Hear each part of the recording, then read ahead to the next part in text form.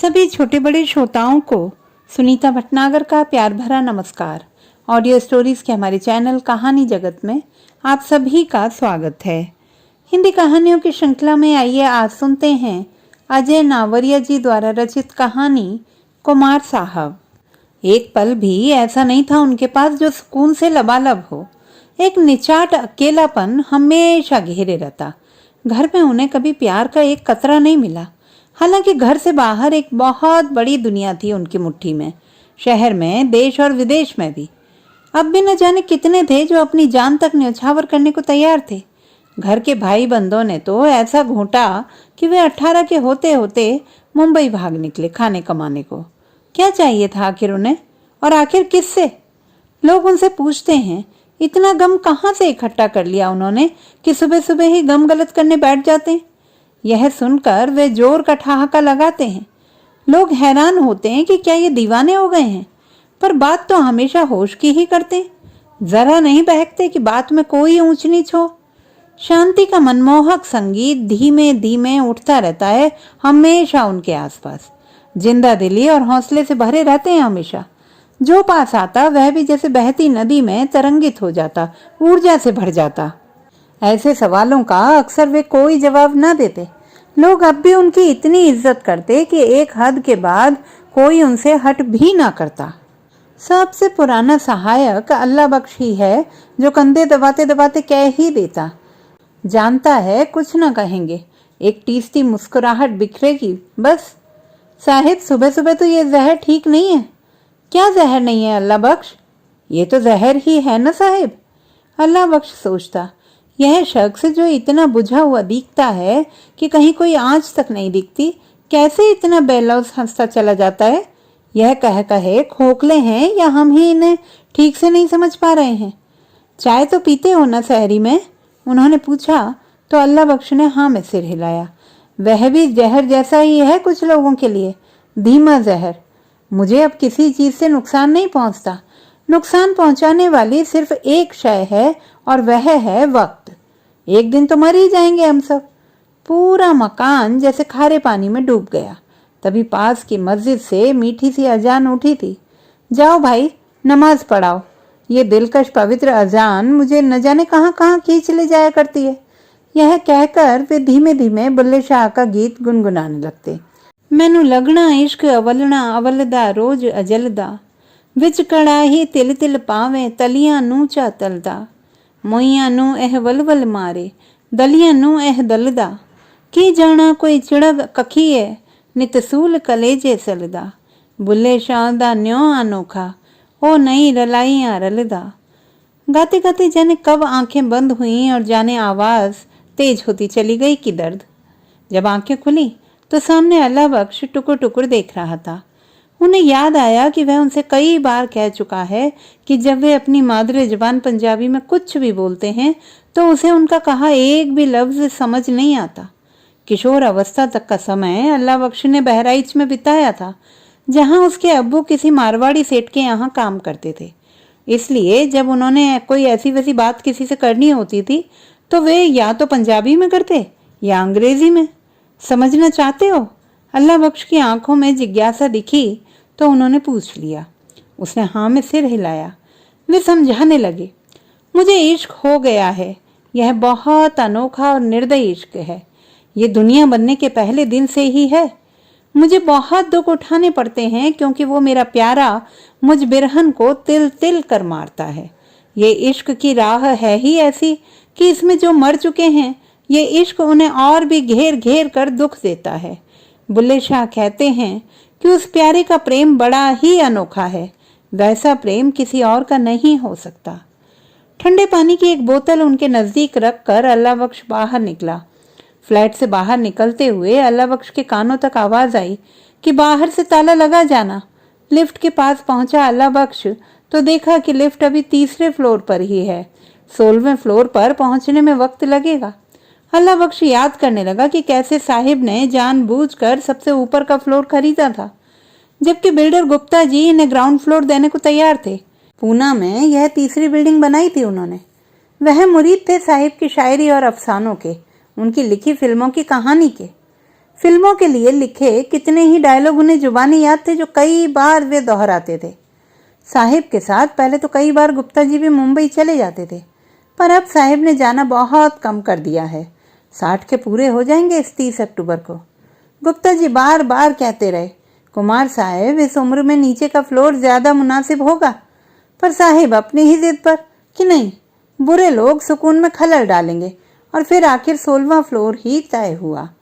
अच्छा बुरा क्या होता है कुमार साहब, आप तो खुद फिलोसोफर हैं, सब मन की बातें हैं। शेक्सपियर ने भी तो यही कहा है। गुप्ता जी हंसकर बोले तो उखड़ से गए साहिब। शेक्सपियर कहेंगे तो क्या सब मान लूं? इसके बाद वे बोलते ही चले गए। अच्छा बुरा होता है, हमारे मानने न मानने के बावजूद ये दुनिया 2 हिस्सों में बटी है। दुनिया की हर चीज, चांद, तारे, ग्रह, उपग्रह, पेड़ पौधे, हवा, मिट्टी, जानवर, कीड़े और इंसान भी, सब 2 हिस्सों में बटे। अच्छे का मतलब है जो फायदा पहुंचाए, कम से कम परेशान ना करे, और बुरे का मतलब है जो नुकसान पहुंचाए। और ये बंटवारा इंसान ने नहीं किया है, ये होता है, बस इंसान तो इसे जानने और समझने की कोशिश करता है। गुप्ता जी ने हंसते हुए हाथ जोड़ दिए और कहा, ठीक है बड़े भाई, जैसी आपकी मर्जी। मैं ठहरा दुनियादार व्यापारी, पर इतना तो जानता हूं कि परेशानियों के हल फलसफे में नहीं, हालातों में ही होते हैं। अल्लाह बख्श ने गुप्ता जी के पास चाय रख दी। गुप्ता जी, फलसफा हालातों से निकलने का हल ही नहीं बताता, बल्कि हालातों को सहने, उन्हें बदलने और उनमें जीने की कुव्वत भी पैदा करता है। अब इधर तो गुप्ता जी का आना भी बहुत कम हो गया है। वैसे इधर बहुत सारे लोगों का आना कम हो गया है। पहले तो हर शाम कोई ना कोई आया करता था, कभी कभी तो 4-5 लोग हो जाते। कोई शराब ला रहा होता, कोई फल, कोई मेवे, मिठाइयाँ, तो कोई घर पर खास तौर पर बनवाई बिरयानी या कोरमा। हर किसी को उनसे कुछ न कुछ काम था। हर किसी को कहीं न कहीं सिफारिश करानी होती थी, मंत्री जी से, फिल्म लाइन के किसी आदमी से, किसी शायर से, और वे सब के काम बाखुशी किया भी करते थे। कभी कोई निराश होकर उनके दरवाजे से नहीं गया। अभी 2-1 साल पहले तक भी उनकी कही बातों को सब लोग महत्व देते थे, पर अब वह बात नहीं रही। कुछ ही लोग हैं जो अब उनके कहे पर काम कर देते हैं। ज्यादातर तो देखते हैं कुमार साहब, या वक्त बदल गया है कुमार साहब, कहकर टाल जाते हैं। कुमार साहब गुस्से में फोन पटक देते, सब समझता हूं मैं, 2 ही साल में जमाना अचानक ऐसा कितना बदल गया। ऐसे वक्त में वे बहुत देर तक खामोश हो जाते। शराब तो वे पहले भी पीते थे, पर इन 2 सालों में तो यह कुछ ज्यादा ही बढ़ गई थी। हालांकि गोरे रंग में अब भी वही पुराना गुलाबीपन है जो पहले था। डॉक्टर ने सब चेकअप करने के बाद कहा था, माशाअल्लाह बहुत मजबूत कलेजे के मालिक हो कुमार साहब। वे ठठाकर हंसे और बोले, कभी हमारे दिल में भी झांक कर देखो डॉक्टर साहब, वह भी ऐसा ही पठान निकलेगा। भले ही बहुत वार झेले हैं बेचारे ने। डॉक्टर के जाने के बाद कुमार साहब 45 साल पुराने जालंधर की गलियों में पहुंच जाते। तब कुमार साहब 16वें साल में दाखिल हो रहे थे और देश की आज़ादी को भी 16वां बरस ही लगा था।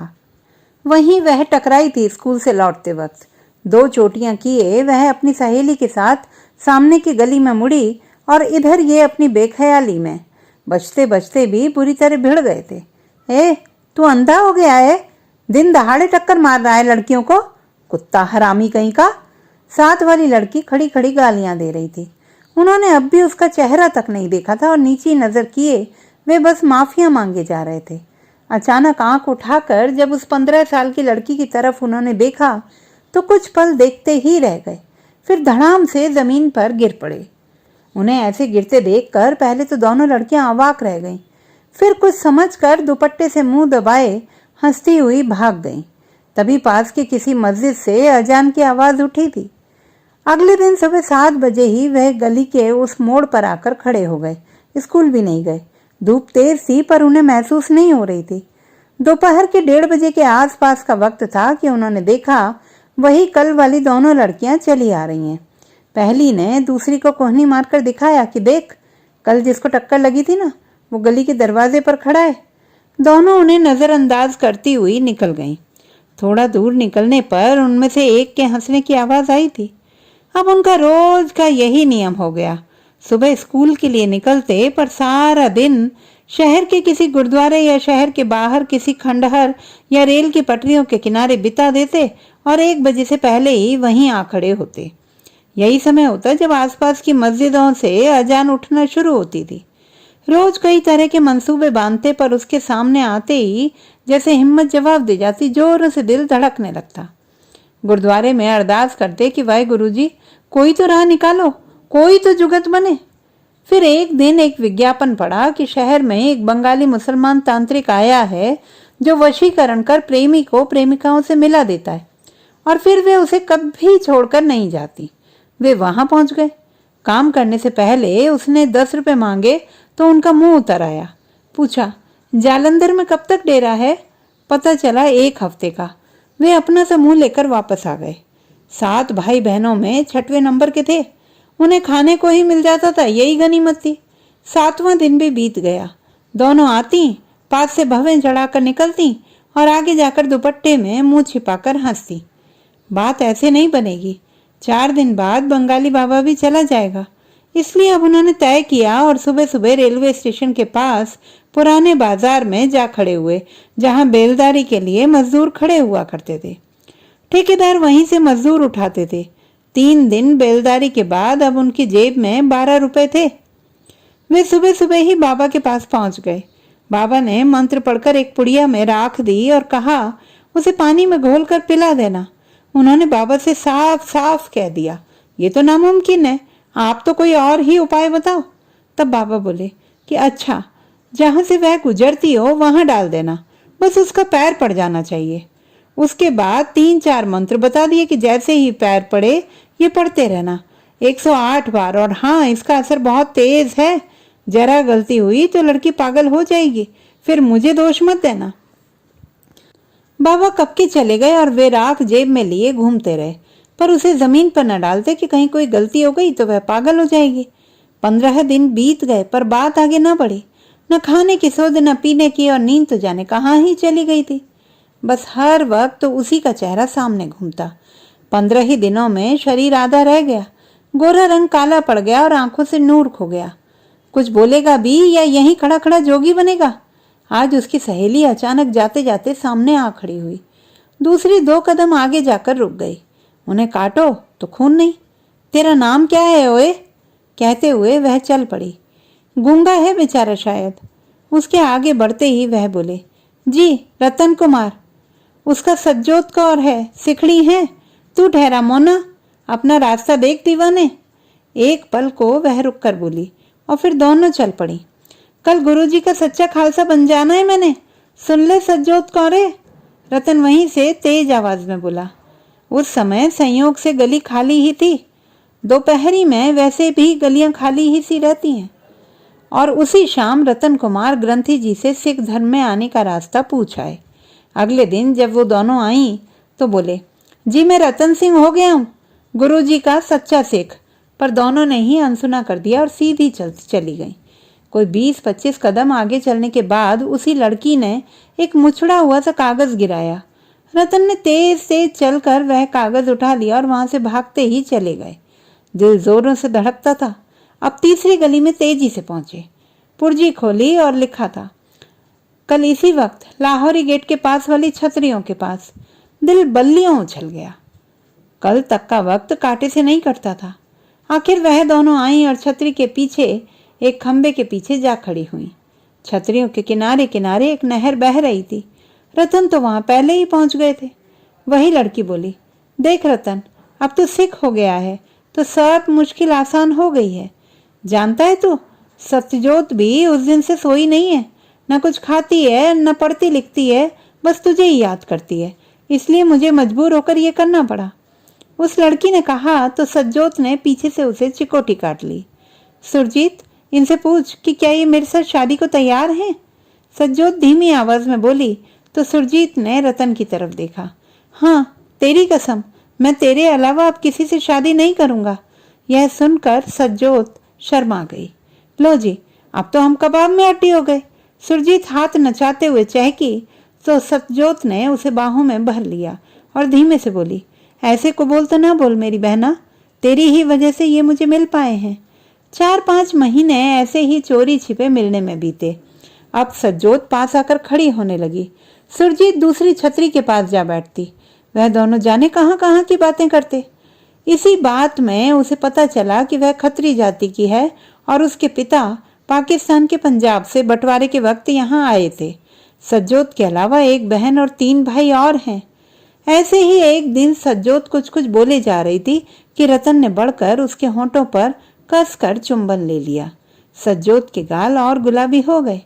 तेरे होंठ तो शहतूत की तरह मीठे हैं री, रतन ने कहा तो सज्जोत ने मुंह दूसरी ओर कर लिया।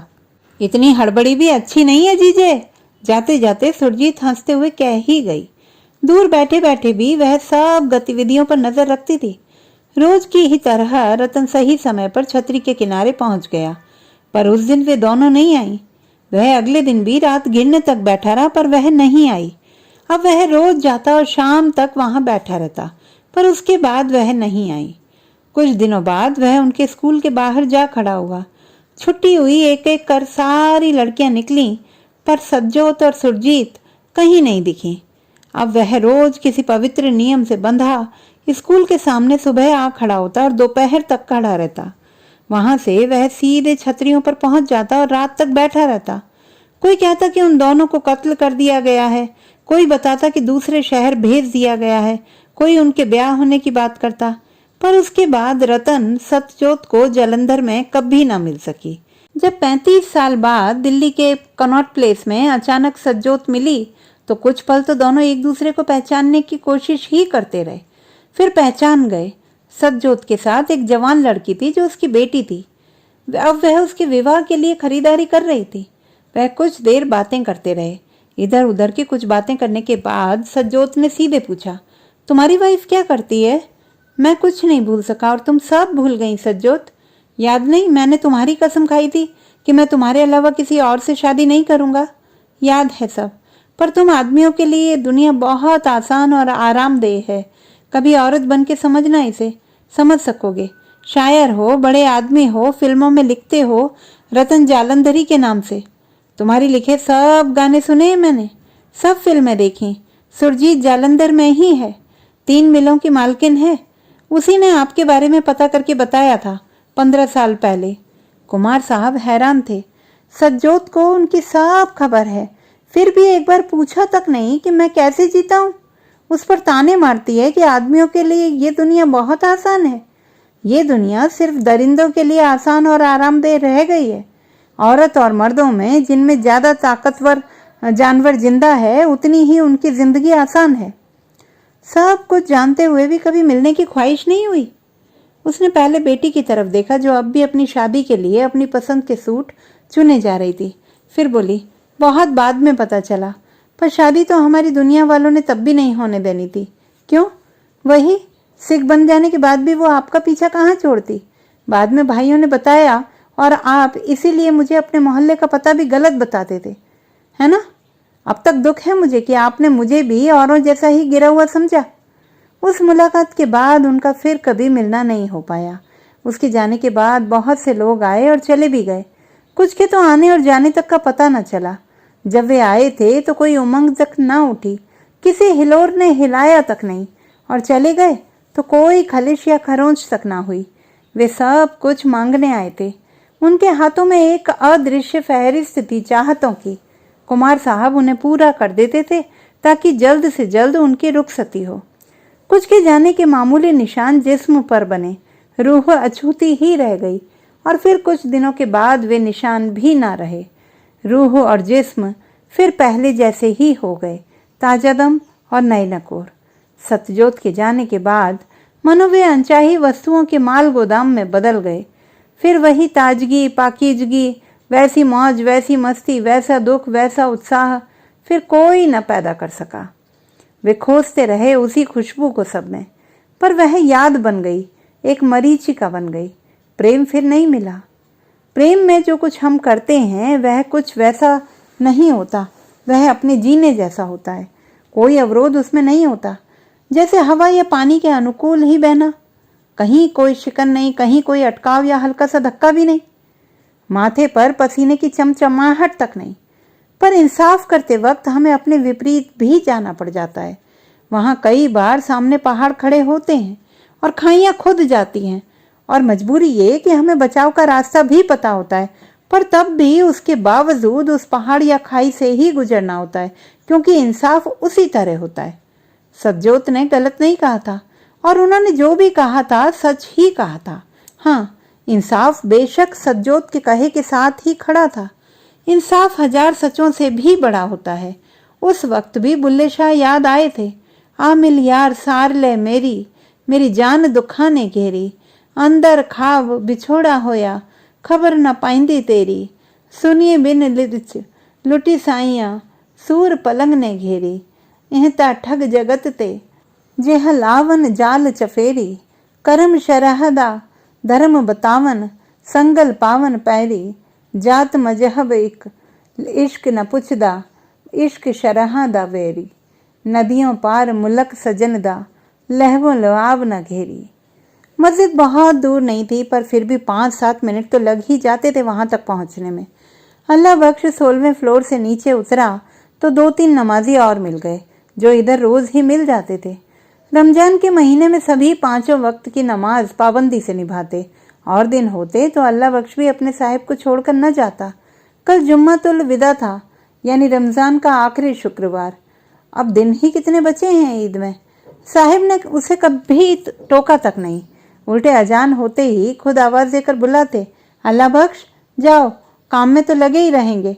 शायद यह भी एक वजह थी कि जब तनख्वाह में देरी की वजह से 2 नौकर काम छोड़ गए, तब भी अल्लाह बख्श नहीं गया। इधर वक्त पर तनख्वाह भले ही ना मिलती हो, पर साहिब ने तनख्वाह रोकी कभी नहीं थी। कुछ देर भले ही हो जाती हो, 500 का नोट देते और 300-350 का सामान आता, तो भी बाकी बचे पैसों के लिए कभी ना पूछते। अल्लाह बख्श ने कभी एक पैसा भी उनका नहीं रोका, और साहिब ने कभी रुपए पैसे का हिसाब उससे नहीं मांगा। बाकी सब चले गए एक एक करके। अल्लाह बख्श ही सब कुछ है इस साहिब का। एक शाम अल्लाह बख्श को बुलाकर साहिब ने कहा था, तुम भी कहीं काम देख लो मियाँ, अभी जवान हो, 40 के भी पूरे नहीं। पर अल्लाह बख्श नहीं गया। साहिब ने कार चलाना तो बहुत पहले सिखा दिया था, और जब नई कार खरीदी तो अल्लाह बख्श के ही नाम कर दी। अस्सलाम वालेकुम। इमरान ने सलाम किया तो अल्लाह बख्श का ध्यान टूटा। कहाँ खोए हो अल्लाह बख्श भाई? नहीं भाई, कहीं भी तो नहीं। एक बात कहे अल्लाह बख्श भाई? इमरान ने वुजू करते वक्त पूछा।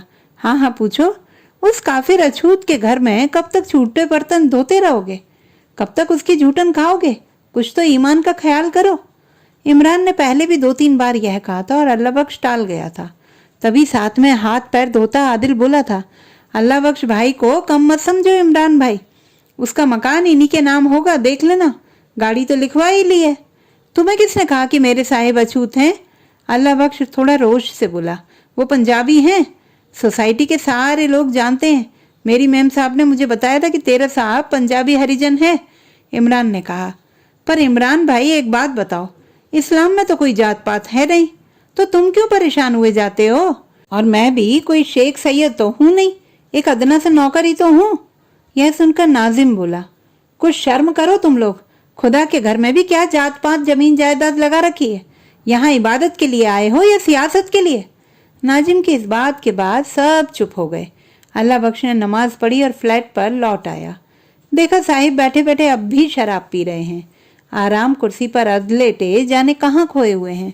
एक तरफ एक किताब खुली रखी थी, कुछ कागज दबे थे, चश्मा और पेन नीचे रखा था, मतलब कुछ लिख रहे हैं। सामने की छोटी रैक में उनकी लिखी 20 किताबें सज रही थी। वह दबे पांव दूसरे कमरे में जा बैठा। आधा घंटे बाद उन्होंने आवाज लगाई, अल्लाह बख्श। जी साहिब, खाना लगा दूं? अल्लाह बख्श ने आकर पूछा तो उन्होंने कहा, हाँ लगा दो। खाना खाकर कुमार साहब लेटने को हुए तो अल्लाह बख्श ने एक गिलास पानी कोस्टर से ढककर सिरहाने रख दिया। फिर कुछ अनमना सा वहीं खड़ा रहा। कुछ कहना चाहते हो क्या? हाँ साहिब, अगर आपको बुरा ना लगे तो। हाँ पूछो। कुमार साहिब धीरे से सीधे लेट गए। साहिब आप हरिजन हो क्या? अल्लाह बख्श ने सहमते हुए पूछ ही लिया। किसने कहा तुमसे? कुमार साहब ने मुस्कुराकर पूछा।